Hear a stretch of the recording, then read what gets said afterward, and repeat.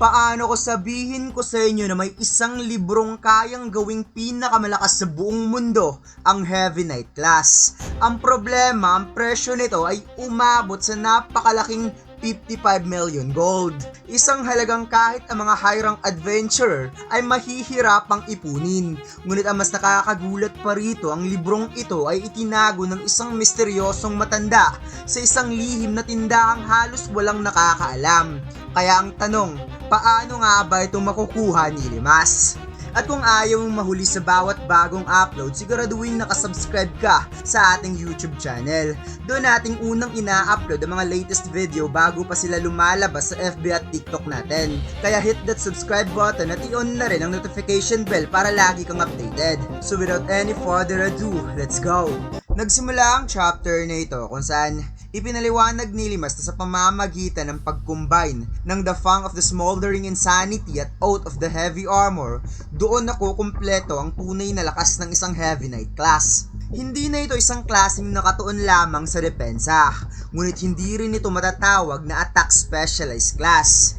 Instead, nagiging isa itong tunay na sandata in a human form. Isa sa pinakamahalagang item para sa Heavy Knight class ang The Fang of Smoldering Insanity. Ngunit dahil sa sobrang rare at bihira at napaka-exceptional ng item na ito, malabong matagpuan sa bayang ito ang ganong klaseng item. Pumasok si Limas sa isang potion store at kagad nagtanong sa sales lady na nagbabasa ng libro kung maaari ba siyang bumili ng mga magic healing potions. Kalmado namang sinabi ng babae na wikang, oo naman bata. 72,000 gold lahat.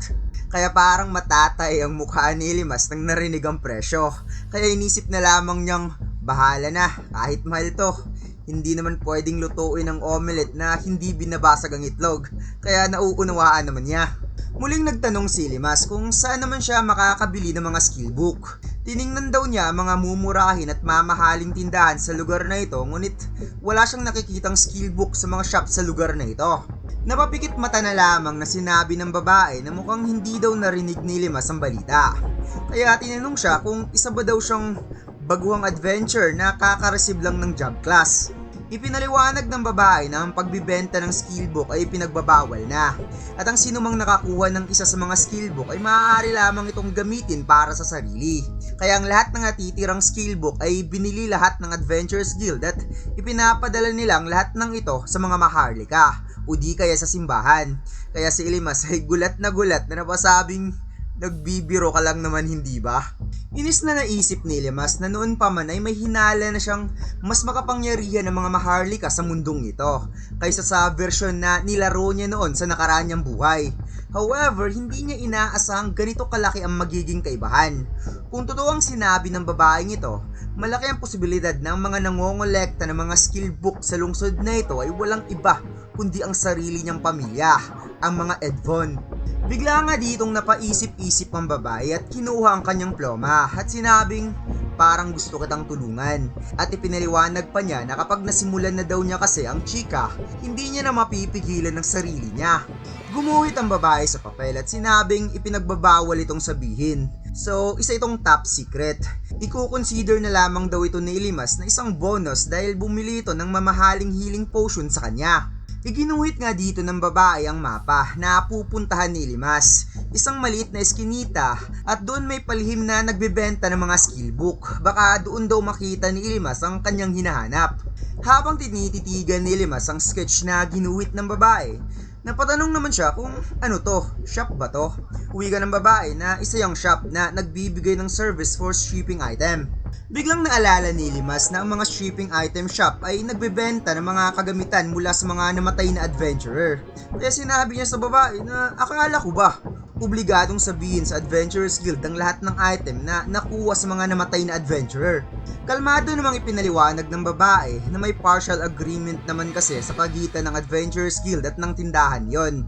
Alam ng Adventurers Guild ang existence ng tindahan yon bilang isang dark store na nagbebenta ng palihim. Ngunit hinahayaan lamang nila ito. Kasi ang mga adventurers din naman kasi, para sa kanila, ang kita mula sa stripping shop ang tanging paraan upang mabuhay. Not to mention, kahit ang mga item na dumaan sa tamang proseso ay hindi naman talaga na ibabalik sa mga naulila.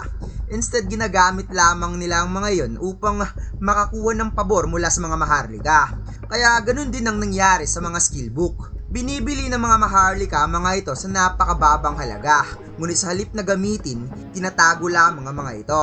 At walang idea mga maharlikang yon kung gaano kahirap ang pinagdaanan ng mga adventurer para lang makuha ang mga item na yon.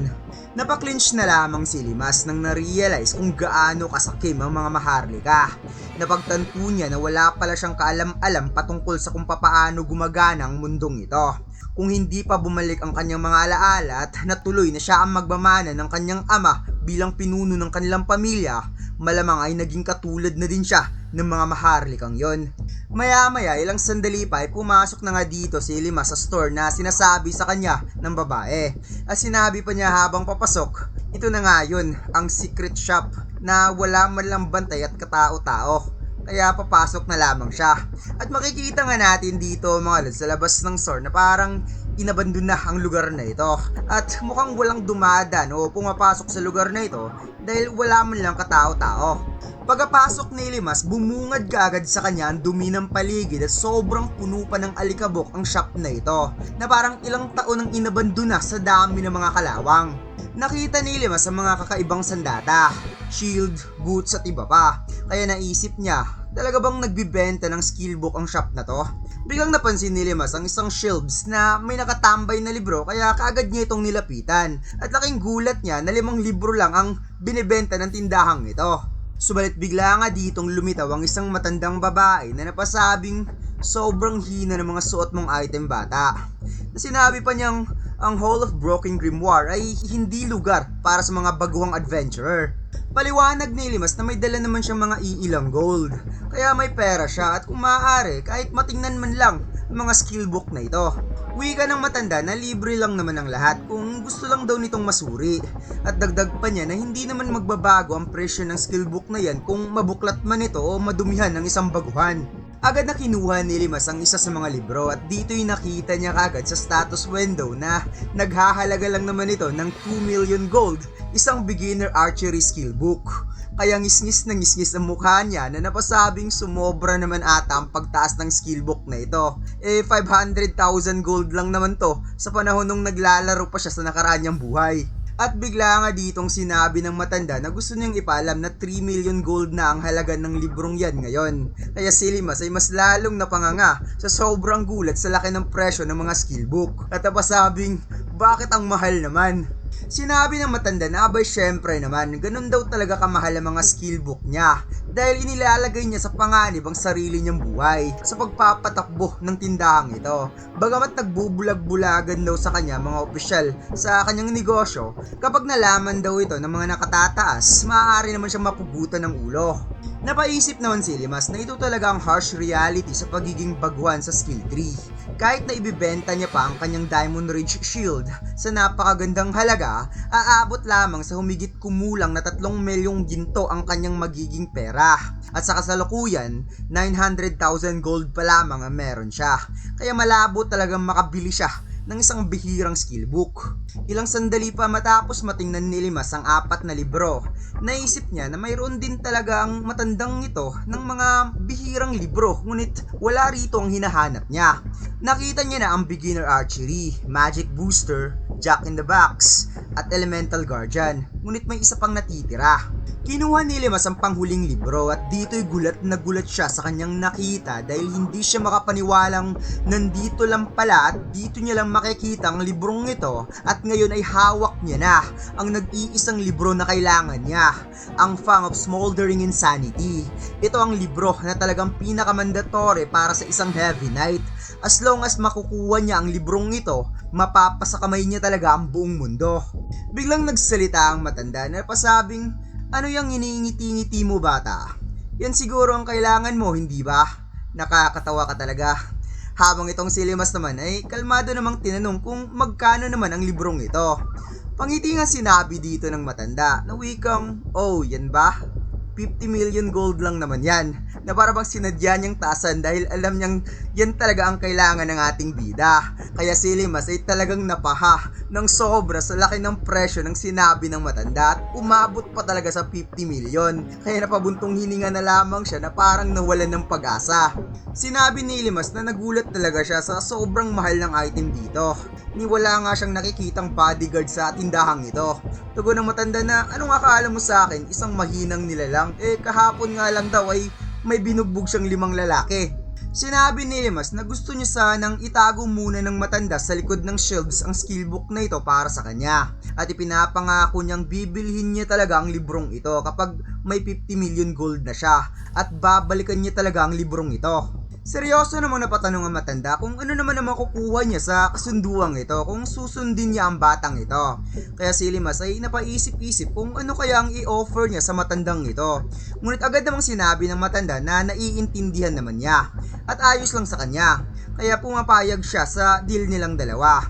Kaya mukha ni Limas ay bigla nga ditong napuno ng pag-asa. Ngunit ilang sandali pa pagkatapos niyang mapayup-yup ng kanyang sigarilyo, sinabi niyang may dagdag nga palang bayad na 5 million gold ang deal na yon. Kaya magiging 55 million na ang lahat. Kaya si Limas ay parang binagsakan ng mundo dahil mukhang kailangan niya talagang magtrabaho ng maigi para lang makakuha at makalikom ng napakalaking halaga. At dito lang nagtatapos ang chapter na ito mga lads. Huwag mo sana kalimutan mag-like, comment at mag-subscribe sa ating YouTube channel at mag-follow sa ating Facebook page. Salamat!